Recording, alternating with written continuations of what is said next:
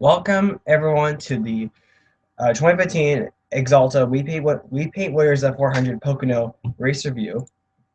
Okay, I'll just have to go fix. If you're watching this live and you notice the title, I'll have to fix that later. But anyway, I am here to recap what went down at Pocono, and unlike Dover, where for some reason I felt a little out of it and didn't get to do everything that I traditionally do with these race reviews, I should be getting back on track and doing things like not only talking about what went down in the race, but also looking ahead to next week, uh, telling you where everyone finished, and so much more. So anyway, I'm just gonna get out my personal thoughts of the race. I thought that it was a great race. I'm probably, as of right now, I'm gonna put this race inside my top five best races of the season. And I feel like, to me, I think Pocono. I remember my first Pocono race I ever watched which was the 2008 junior race, and those first couple races, or those not those first couple, but I think those first several races were not particularly races that I would look back on and say, yeah, they were good races, because I feel like most or all of them were not anywhere near my favorites. But I feel like ever since 2012, where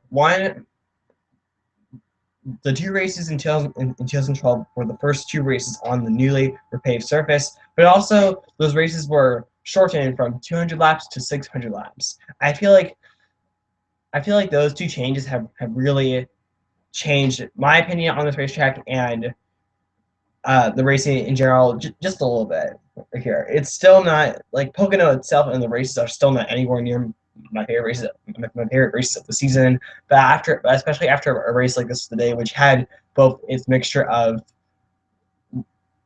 like long green flag runs and then also craziness after restarts, I feel good about this race, and this race actually made me look even more forward to Michigan and the next two races. And also, I gotta talk about the winner, Martin Truex Jr. Martin Truex Jr. finally gets the victory lane. I feel like that. Part of me feels like I should have been saying this after Kansas, after Charlotte, and maybe even after Dover, because the thing is that team overall has just been like him and that team have just been like on fire. They are, with the exception of Kevin Harvick, he is the most consistent driver in this field. And and I feel like that I don't say this just because it is a single car team that has not particularly had very much success. I say this because I feel like that they really have just deserved everything that they are doing. And of course, for a team like that and for a driver like Martin Truex Jr., it's been very impressive. Now, and I feel like, and when I think about Martin Truex Jr., I was not watching NASCAR in years like 2004 and 2005 just because I was not a fan yet. But I'm pretty sure that back in 2004 and 2005, when Martin Truex Jr. was in the Xfinity Series and won back-to-back championships in those 2 years, I'm sure people were talking about him as like this like upcoming star. And it feels like finally everything that people probably said about him being this like rising star, it feels like this year it's finally all happening, and I'm not mad. And I would not be surprised, and I think that we could and will see Martin Truex Jr. Get back up to victory lane, or at least continue to perform very strong.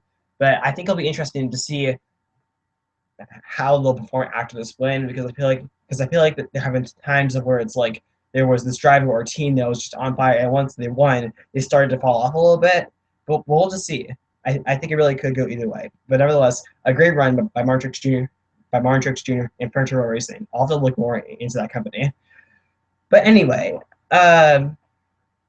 so now I guess I'll get into my pre-race notes I took down. So probably like the biggest announcement of the week before Friday was the penalties.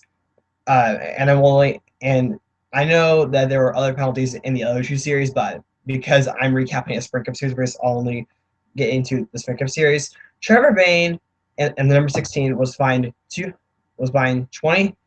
The team was fined $20,000 and placed on probation through December 31st for getting out of his car before the safety crews arrived. Now, I felt like this is like this penalty has sparked some controversy because the thing is, I think there's some people that are like, well, why didn't NASCAR find Kyle Busch? If you look deep into into the news on NASCAR.com, it has a video of Steve, uh, president or vice president of competition, Steve O'Donnell or whatever job. It is a high official job, but he said that if there are reports of like smoke or something, if there are like reports of like a smoke or fire in the cockpit, then you obviously have to get out. But the thing is, if you get out of the car, you still have to be by your car. You can't just like walk away or run across the racetrack, whether it's the service or pit road. Kyle Busch stayed by his car. Trevor did not stay by his car, and so that's why I think Kyle Busch was not penalized or fined. And also, Kevin Harvick, the points leader, got a penalty, his first penalty of the season, and it was a P1 penalty for multiple warnings. I guess he got a warning after Charlotte, and then he got a warning after Dover, and I think in both races he failed previous inspection a couple times, or more than once at least. And unlike Jimmy Johnson, where they appealed, Harvick's team did not appeal. So this time they uh, they got the last remaining pit stop, but that really did not really affect their car almost at all. I kind of feel like that sometimes it's like, does the penalty really is that penalty like really effective? I think it just kind of depends. Like I think that at Dover, I think pit stop selection really does like affect your car, which is why I think Jimmy Johnson appealed. But I guess since at Pocono, your pit stop selection doesn't really matter. I guess that's why Harvick maybe didn't appeal. But I don't completely know. But nevertheless, the penalty really it didn't like stop this team. It didn't like stop Harvick and that team from still performing excellent. And then anyway, now we have to go. Now we're going to talk about the what happened on Friday and Saturday. Kurt Busch won the pole, and in this qualifying section was a little bit of a interesting one. In the final round, out of the 12 drivers, only 7 of them were able to make a lap. And the reason why that happened is because with like I think it was like 30 seconds remaining, the red flag was thrown when Denny Hamlin spun off of turn number 1, and I guess because there wasn't enough time on the clock for any of the remaining drivers to make a lap, they just called off, and so those positions were set by their performances in round number 2. And the 5 drivers that couldn't clock a lap were Hamlin, Johnson, Kyle Busch, Logano, and Kane. And I kind of felt like that when I heard this, I was like, I think that like NASCAR maybe in the future, and Kurt Busch did talk about this as well in his interviews after winning the pole. But I do think that even if there's not enough time on the clock, I still think that the teams should be granted at least like 1 lap, and that's it, you know. So maybe there will be changes after this qualifying, but who knows? And then Kevin Harvick, he won every single practice, but other than Harvick winning the practice sessions, what was also the biggest takeaway from the practice sessions in the qualifying was the bumps. The bumps in the tail turn, otherwise known as turn number 2, there were if you were to look at like video, if you were to look at a video or a picture, you would see that the bumps, especially for a newly repaved surface, they were pretty big. And the thing is, some of the drivers had mixed reactions. Dale Earnhardt Jr. said in his interview that the racetrack is ruined. Gordon said that it might make the race even interesting, and a couple of other different reactions as well.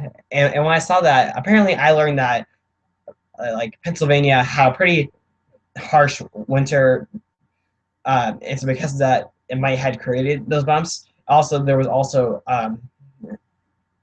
also making changes to the tail turn, so that might had caused those big bumps. And Pocono said that they will make changes in time for their next scheduled big race, which is actually the IndyCar race coming, I believe, this July, I want to say. So those bumps should be taken out of the way. And the bumps, it seemed like the bumps really did not really affect like the race that much. Like I felt like that. and I feel like that this is very typical for the tunnel turn in general. But it seemed like that there were a couple of times where drivers did slide up, or did slide up the racetrack, and apparently you couldn't exactly really bring much of your old setup to this track because some drivers actually had to revamp their setup because of those bumps. But anyway, now on to Sunday. So Joe Logano, who I don't know, I guess he was gonna restart maybe 11th, not restart, start 11th. He had to go to the rear of the field because they changed because of a rear gear change, similar to what happened to Dale Earnhardt Jr. at Pocono, not Pocono, Dover, my goodness. And then Jimmy Johnson's team was failed previous inspection 3 times, and so this is now out of 4 weeks, the third one where Johnson has had some kind of like issue, whether it's a warning or a failure in inspection, and because like I said, because this is I believe the third time in 4 weeks, there could be something right here, but who knows? And the thing is, like I remember like Drew Blickenster said on Race Hub that the reason why there are so many like warnings and penalties is because some teams are trying to like force the issue. But to me, it's almost kind of like why force the issue if you know it's gonna get you caught? And for teams like big teams like Hendrick Motorsports and Stewart-Haas Racing and a couple other of these like big teams, why is this happening in the first place? It doesn't make any sense. So. But I feel like that whether it is my favorite driver or not, I still don't really want to hear it. Just like how in sports that I'm not really a fan of at all, like baseball or football, I don't want to hear like these like doping cases or these like the play footballs. You know, I don't want to hear it because to me, no matter what sport it is or no matter what exactly it is, it's just a bad vibe for any sport. But anyway, now let's get into what went down in the race.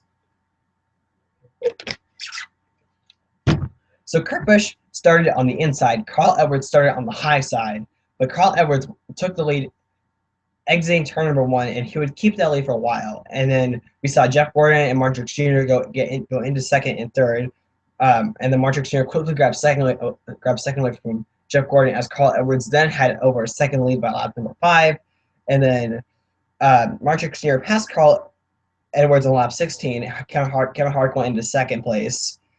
And then by lap 21, some earlier than scheduled pit stops, starting with drivers like Brad Keselowski. And then Logano, who remember had to go to the rear, became the biggest mover, moving up 19 spots by lap 22. And then a couple laps after Keselowski came down pit road, pretty much the rest of the field came down pit road. But the thing is, overall, compared to like the rest of the pit stops, green flag or caution, or I don't remember if there were actually any other green flag pit stops, but this was a little bit earlier than expected because I think a fuel run is like 32 to 35 laps. So it was some pretty interesting call by some of the drivers. Not everyone came down pit road by lap like 25. Some drivers, like Kevin Harvick, Martin Truex Jr., actually waited up until like lap 31, I believe. But there was also a couple of pit road speed penalties. And as the guys up in the booth kept on saying, yellow cars. Paul Menard, Joe Logano, Matt Kenseth, all penalized for too fast. Paul Menard was actually penalized 2 times, and I think on his first stop in pit road, he actually sped through every single segment, which is interesting. And if you remember, Pocono recently has kind of been a little bit notorious for speed penalties. Back in 2012, I think it was because they might have like changed up like all like the segment lines, but there was a total of like I think like 24 pit speed penalties in this race back in 2012. But after the cycle of green flag pit stops, Kevin Harvick became the new leader, and I think what helped him was that number 1, he had a much better pit stop than Martin Truex Jr. But also he pitted a lot earlier than Martin Truex Jr. And then once the pit stop cycled through, Harvick actually had over a 4-second lead, and would pretty much keep it to that up until up until a caution came out. But the thing is, just before that, Kevin Harvick actually,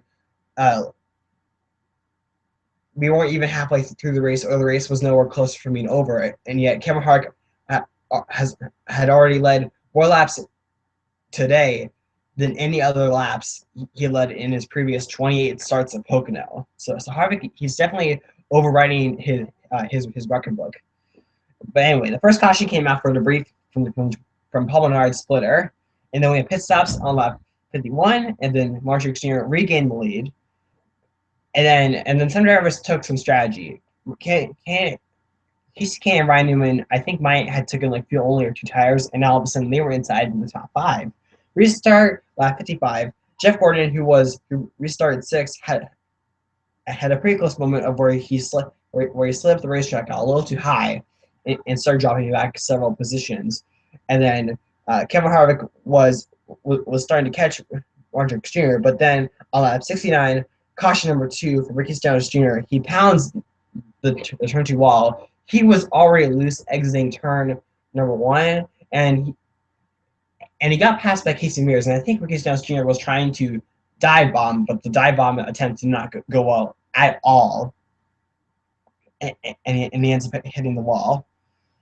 And then we had pit stops on lap 70, and some drivers decided to stay out. In fact, the top 9 stayed out, and that top 9 was Kevin Harvick, Jimmy Johnson, Carl Edwards, Dale Jr., Denny Hamlin, Matt Kenseth, Joe Logano, Austin Dillon, and Jamie McMurray. That was the top 9. And a couple other drivers took 2 tires, and drivers like Martin Truex Jr. took 4 tires. And then as we had a restart on lap 74, Dale Earnhardt Jr. took 2nd away. And if you remember, Dale Earnhardt Jr. swept both Pocono races last season in search for his 3rd. And in fact, Hendrick Motorsports had won the past 5 Pocono races entering today. But then just a couple laps after the restart, Martin Truex Jr. went from 14th to 6th, and I felt like this was a moment in the race where it's like where it was like, if Martin Truex Jr. can win today, he will definitely have earned this win, because the thing is, he had to fight hard. He wasn't always up front, because the thing is, if it wasn't like hard fought, then it's like, well, how come no one else on 4 tires was really able to gain the amount of positions that he did? But anyway, on lap 83, there were reports of Eric Almirola blowing up, and I think later on he would actually go behind the wall. But anyway, more drivers continue to have trouble, such as the reason for the 3rd number caution for when Jimmy Johnson, who was in 3rd place, had a left front tire go down on the backstretch. Well, I think it's the backstretch. I think like the straightaway coming out of turn number 1. I think that is called the backstretch, I believe. And what makes this interesting is that this is Johnson's 3rd tire failure in the past 4 Pocono races. So I don't really know what's exactly going on. And if this race were to have repeated like last August, he would have hit the wall again, this time even harder, and his chances of winning would be done. But that didn't happen. Just checking something.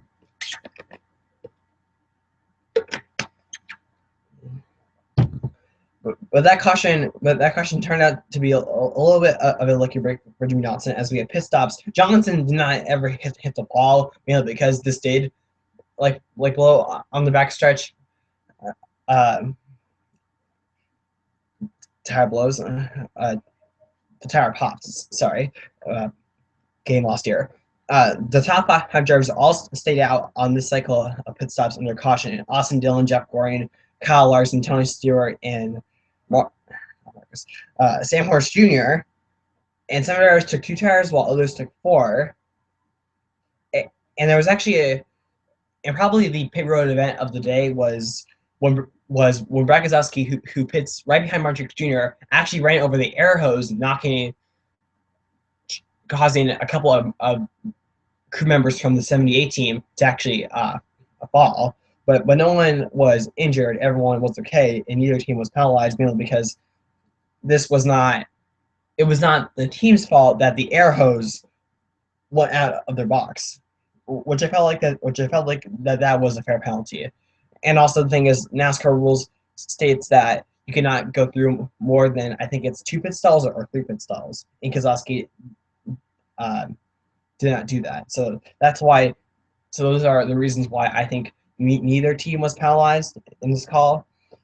And also there were, but while those 2 teams did not get penalized, 2 others were penalized. J.J. Yeley and Jimmy Johnson. J.J. Yeley had an uncontrolled tire. Jimmy Johnson came down the road when it was closed. On the same lap, he had a tire failure. So both drivers would start at the tail end of the pack. And then we had a restart, lap 93, and Jeff Gordon was actually able to take the lead away from Austin Dillon. And they were hoping, and everyone who stayed out, they were hoping that their strategy would work. But the thing is that it did not work because Alex Bowman in turn number 3 spins, which then caused drivers like Jeff Gordon, Austin Dillon, Larson, and Horner Jr. all come down pit road. Tony Stewart decided to stay out. But the thing is, that was really not. The thing is, that call would still not really ever pay off because they would have to come down pit road later on, resulting in the finish that they got, which I think was outside.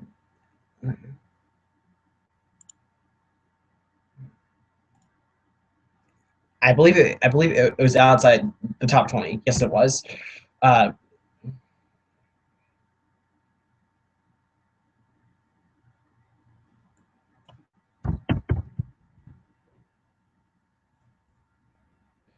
Sorry. I was looking at my finishing results page, realizing that it was actually not the finishing results. So my bad. But anyway, so restart lap 97, and at one point, all 4 Stewart-Haas racing drivers were actually 5th through 8th. And then Kevin Harvick, and then by the time lap 100 rolled around, Kevin Harvick, it seemed like he was going to be the only driver that was going to be able to catch Martin Truex Jr., who was in the lead by this point. And then he actually was starting to catch the 78, because the thing is, Kevin Harvick seemed to not really have it. Like a couple laps after the restart, his car seemed to be much better when we had a long green flag run. But the thing is, long green flag runs would sort of become irrelevant for a while. But I'll get into that. Caution number 5, when Sam Horse Jr. had tire failure in turn number 1, hits the wall pretty hard, and actually a quick little fire erupted from the car. I think that would be like the hardest hit of the day. But I was just glad that like Sam Horse Jr. was okay, because Pocono has kind of been notorious for some pretty crazy and hard impacts. And then we had some pit stops, and this would be the final required set of pit stops for everyone. And everyone took 4 tires, and by this point it looked like that if we were to have stayed green the rest of the way, which we didn't, it was going to be a field mileage race, and I kind of felt like that would have been a very interesting race, because Pocono, I don't believe, is really the track of where we get these types of races. But the top 10 exiting pit road were Truex, Kurt Busch, Keselowski, Harvick, Kyle Busch, Dale Jr., Kasey Kahne, Matt Kenseth, Johnson, and Joey Logano. And then we had a restart lap 126, and then we actually had this close contact between teammates. Well, it wasn't close contact; it was actually contact between teammates. Kasey Kahne, Dale Earnhardt Jr., and this caused Dale Earnhardt Jr. to actually drop, I believe, a couple to several positions, and I think that pretty much kind of really hurt any chances of him getting his third win in a row. But I think he would recover just a little bit. And then Kevin Harvick took second away from Kurt Busch, and then we had our 6th caution of the day when Brett Moffitt and Brad Keselowski. Moffitt, who had just made a pit stop, and Keselowski, who was about 10th, lost several positions after the restart. Both drivers got too high, and then Keselowski was also carrying more speed than Moffitt, so that turned Brett Moffitt into the wall. And Keselowski would have some pretty significant damage on his car, and that would cause him to finish outside the top 15. But overall, it seems like Keselowski, like this season, has just been like off compared to last season. And I actually kind of joked when I post something on the Brett Moffitt and Brad Keselowski video, saying like, I wonder if the fight with Jeff Gordon really like hurt him, because the thing is, it feels like, because the thing is, when I think about it, I kind of feel like that's where it all kind of started to go like downhill, because the thing is, when I think about it, Keselowski did not make the Final Four, and I don't really remember him being almost a factor like at all at Homestead. So it seems like uh, ever since Texas, we have not really seen like the 2014 the Bragazowski that I thought would actually be the one to win the championship last season by the time she started. But anyway, pit stops for some of the drivers that were in the back of the pack, like Junior, Edwards, Gordon, Keselowski, Stewart, and a couple more. And then Tony Stewart was penalized for an uncontrolled tire. We started lap 134, and then their 7 caution came out. Well, actually, I'm actually jumping a little too far ahead here. Just before the 7 caution came out, I think it was a battle for 4th or 5th position when Logano, Johnson, and Kenseth were all in this pack. And exiting turn 3, both Logano and Johnson actually hit the wall. And actually, Johnson actually believed that it was Kenseth that actually sort of like pushed him up there unnecessarily. But then a couple cars behind them, Danica Patrick hit the outside wall pretty hard, running, I believe, in the 11th position. Then the next corner, on lap 135, Patrick backs it into the wall, thus resulting in a much more poor finish. But the thing is, before that, like Patrick, her finish did not match her performance at all in the finish that I think that she deserved to do it. She had a top 10 car, and Pocono is such a very tricky racetrack. Like, the thing is, like, I think Patrick is getting close to being that like top 15, top 10 car almost every single week. And for a driver that I think really is not going to be like anywhere near the Martin Truex Jr., most likely, I think that I feel like that top 10 and top 15 finishes, especially if Almirola, Menard, and Newman are going to continue to not get that great of finishes, that's what she's going to have to need in order to point her way into the chase, unless she wins a race at like Daytona, you know. So to me, that kind of like, so it just simply sucked to see that happen to her. She did not deserve like a 37th place finish, especially since that was not like her fault. I think that's where I got upset the most, actually, just because she did have a good car, and I think that she deserved it. And then, but then we had a restart on lap 140 as Kyle Busch, who I believe either behind Harvick on the inside row or behind Truex, actually backed to the field, and Joe Logano took away second. And I think that this was also the point in the race where they said that Harvick might have like a gear problem or something. So I think that was affecting his performances on restarts, and why he was really never able to get a better restart than Martin Truex Jr.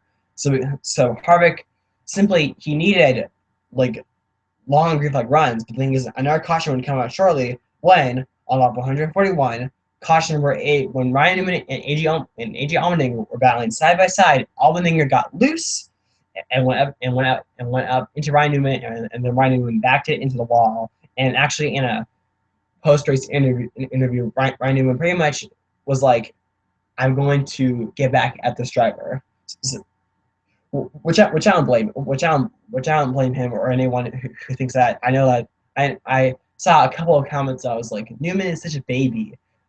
You know, but it's like, in the moment, especially if you've not seen it or replay, you're going to be upset. But anyway, so then we had another restart as Jimmy Johnson actually took second away from Kevin Harvick. And actually, I think at this point, because of the contact in the wall, Johnson was reporting like something wrong inside the car, like maybe like smoke or something, but it wasn't, I guess, severe enough to cause him to come down the road. But then Johnson was passed a couple laps later by Kevin Harvick, and then on lap 154, a caution. You could say a caution almost came out for when Danica Patrick, who had just been lapped by Martin Truex Jr., actually spun coming out of turn 3, but NASCAR decided to keep the race going just because she got the car back rolling and she didn't hit anything. And then while Kevin Harvick was slightly gaining the Martin Truex Jr., Kevin Harvick, I think, needed maybe like 10 or 15 more laps, and there would not and Akasha would not had how many translators here.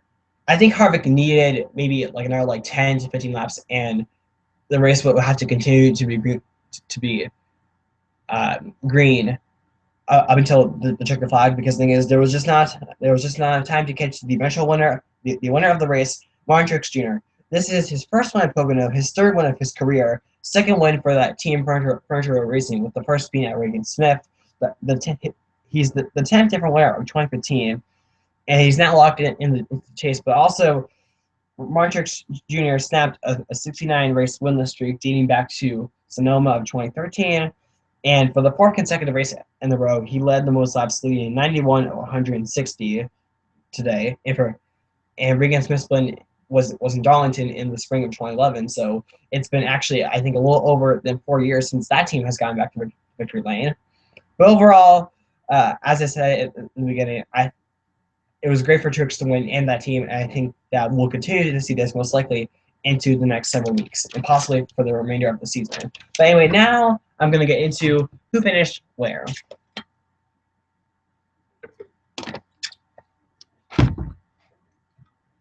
Anyway, so here is the finishing order. The winner of the race was Martin Truex Jr. Kevin Harvick gets another second-place finish. Jimmy Johnson gets third, Logano fourth, Kurt Busch fifth, Matt Kenseth sixth, McMurray seventh, Larson eighth. Ninth place went to Kyle Busch, 10th Denny Hamlin, 11th Dale Jr., 12th Greg Biffle, 13th Casey Kane, 14th Jeff Gordon, 15th Carl Edwards, 16th went to Casey Mears.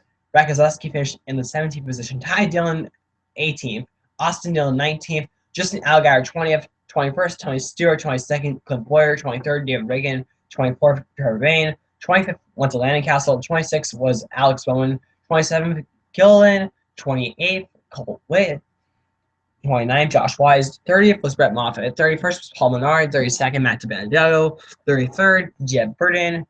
34th, Michael Annett. 35th, Travis Kvapil. 36th, J.J. Ely. 37th, Danica Patrick. 38th was A.J. Allmendinger. 39th was Ryan Newman. Brendan Gaughan finished in the 40th position. Sam Horse Jr. 41st. Ricky Stenhouse Jr. 42nd. Eric Almirola dead last in the 43rd position. The 43 car finishes in the 43rd position. I don't think I've ever seen that before, actually. But anyway, I guess I'll just tell you the drivers that really impressed me and the drivers that I was sad to see where they finished or was disappointed in their runs. I think the most impressive driver to me was Jamie McMurray, mainly because I don't really I don't like him in Pocono. I don't really ever see that as like a combination that I think could actually be pulled off, but he pulled off today. I think he had a top 5 car or close to a top 5 car, and in a moment I'll get into why I think he could be now the new underdog / dark horse. Who also impressed me? Who also impressed me? I think Ty Dillon's 18th place finish was also impressive. I think Darrell Waltrip said something earlier about how Ty Dillon, in the past month or so, there's been talk about how this driver, would like to move up to a full-time Sprint Cup Series ride as soon as 2016, next season. And so this season is kind of like an audition to prove, like, this is what I'm made of, and this is the car I can give you. And I felt like that Ty Dillon, who I believe at one point was actually inside the top 10, I believe, maybe, I think an 18th place finish. I've checked like this in this Sprint Cup Series, a great finish for him, or good enough finish. And I guess now I'll get into who disappointed me or drivers that I was sad to see where they finished. I think number 1 on the list was Jeff Gordon. I think that Jeff Gordon, I know this season is not really almost anywhere near where he was last season, but to me, I think that Jeff Gordon, when he had the lead for a brief moment, he was pulling away from Austin Dillon, and I know that if they stayed green, Gordon would eventually have to come down pit road, or Truex or Harvick would catch him. But to me, I think that if Gordon can get himself out of like 15th position or around that area, I think Gordon could really be the one who could be a good top 10, top 5, or maybe even a winning contender. he's just always stuck in the back of the pack. And to me, Gordon is the kind of driver that's like, once he's in the back of the pack, he's not going to be able to go anywhere. So I feel like that.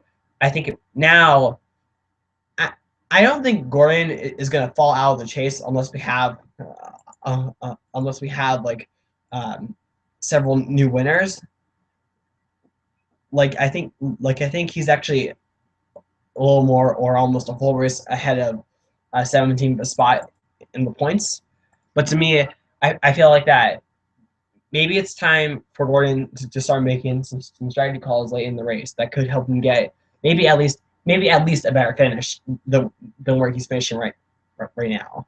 I don't really think he really deserved that 14th place finish. Who also kind of disappointed me a little bit, Kyle Larson. I picked Kyle Larson to win. He finished 8th, which isn't bad, but to me, Larson I think got better finishes or equal to that in both of his Pocono races, and I thought that this was a week where it's like, I think Kyle Larson will have like a top 5 car, but for the most of the race, he was stuck outside the top 10, sometimes the top 15. Who also kind of disappointed me. I think I've already went into Dan Kirkpatrick. I think I was kind of sad to see Ryan Newman finish 39th, especially since he made some good strategy calls to be inside the top 5 and top 10 for a short period of time. I felt like Ryan Newman could have finished inside the top 10. It'll be interesting to see if he will pay back Iggy Ondinger sometime, at some point of the weekend at Michigan. Which to me, Michigan is kind of like I think it's a very interesting track to plan like a payback or execute a payback. So we'll just have to see. But anyway, I think that's pretty much all I really have to say. So now I'm gonna get into what I've been wanting to tell you is like, now that Truex has not only won today, but he's just been like flat out really good, winning car for the past several weeks. I felt like that. I kind of felt like that. I felt like that at the beginning of the season.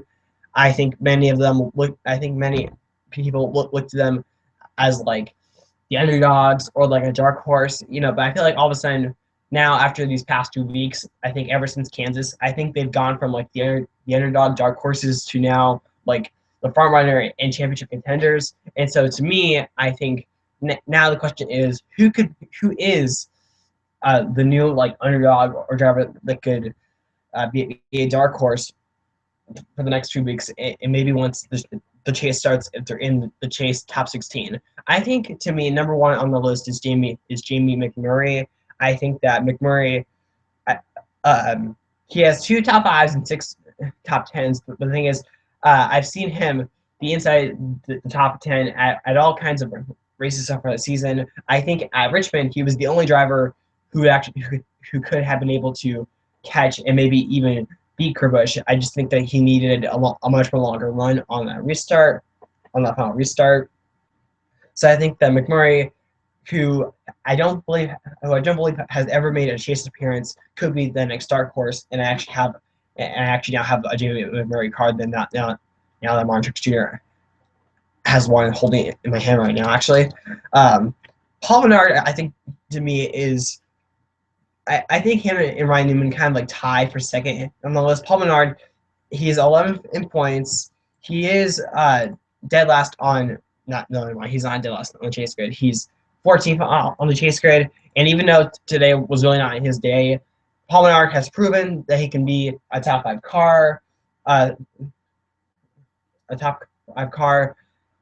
every now and then, several times. But the thing is, some of his finishes have really not matched where I think he deserved to finish. Like, for example, at Texas, he had a top 5 car and then had a mechanical failure, finishing 41st. So I think that Paul Menard, with his 2 top 5s and his 3 top 10s, could be the next underdog dark horse. And I think I can't really leave Ryan Newman out of this list, mainly because Ryan Newman proved that you cannot win a race and still be a championship contender, be someone actually in the Final Four. And if Harvick was not there, he would have won the championship. And I think Ryan Newman, he actually has better stats than the other 2 drivers. The thing is, he's farther back in points because of the penalty he got for punching holes in the tires. 4 top 5s and 8 top 10s. I think if Newman, I think that if Newman can stop, or not can stop it, if Newman doesn't get any more finishes like he did today at Pocono, even though it wasn't his fault, I think not only I think that he can make the chase, but I think he will be that underdog dark horse like he was a season ago. I think he can do it. Anyway, so those are my 3 reasons. So those are my reasons why I think those 3 drivers could be the next underdog or dark horses. But now it is time to look ahead to Michigan International Raceway. Michigan, to me, I think it's kind of like Pocono. It's kind of like the racetrack that I don't normally think about when I think back to like good or best races of the season. Michigan, I think like Pocono, in my opinion, I think has benefited from its repave. Michigan, not so much. I think that Michigan, obviously, because it's a repave, the groove is going to take maybe a couple to several years until it gets back to its original location. But I don't think that like Michigan had like the racing groove of Michigan. I think right now is not really near. I think it's close, but it's still not where it was before it's repaved. But I think, like Pocono, I wonder how different racing in Michigan would be if the race was shortened to 160 laps or something close to that. But when I look at drivers that could do good right there, Michigan, in my opinion, it's kind of, I guess you could call many races at Michigan at Warfest, and I'm sure there are a lot of fans that would like to be like, get rid of at least one of the 2 Michigan races, and I'm kind of with you. But when I look at like best average finishes, I'll just say them. I'll just say that the first top 10: Edwards, Kenseth, Biffle, Stewart, Gordon, Harvick, Boyer, Keselowski, Logano, Hamlin, Jr., Kane, Johnson, and so on. Those are the first several. I think that when you look at the last 4 races, Harvick has the best average finish of second place, but that's his average finish in the past 4 Michigan races. So I think this is definitely a week where Harvick can shine and get his 3rd career win. But if I have to go for a driver that I think could surprise us, I think I'm gonna put my money on Paul Menard and Greg Biffle. The reason why I say Paul Menard is because in his past 4 races, he has the 3rd best average finish of a 6.5, 3 top 5s, 3 top 10s. So I think he could be the surprise. Or the other surprise I see winning this race is Greg Biffle. Has 4 wins in Michigan. His last 2 being in August of 2012 and June of 2013. I think that this is a week that Biffle could get like a top 10, top 5, and maybe even a win. I think it's possible. But I think that for the most part, I think that unlike Pocono, I don't think Michigan generates too many surprise. I didn't expect to see table winners unless the race is like a few mile race, which we've seen before, like Mark Martin in June of 2009 or Jeremy Mayfield. Sorry, Jeremy Mayfield. There we go. In August of 2005. So I think that we could see that, but I think for the most part, it should be. I expect a fairly clean race from Michigan. But anyway, I think I pretty much done what I'm saying. I unfortunately don't know how long this will be because it doesn't tell me how long I've been doing it. But anyway, I hope that whether you're watching this live or you're watching this after it is published to YouTube, I would like to thank you for watching this. Be sure to rate, comment, subscribe, and bye.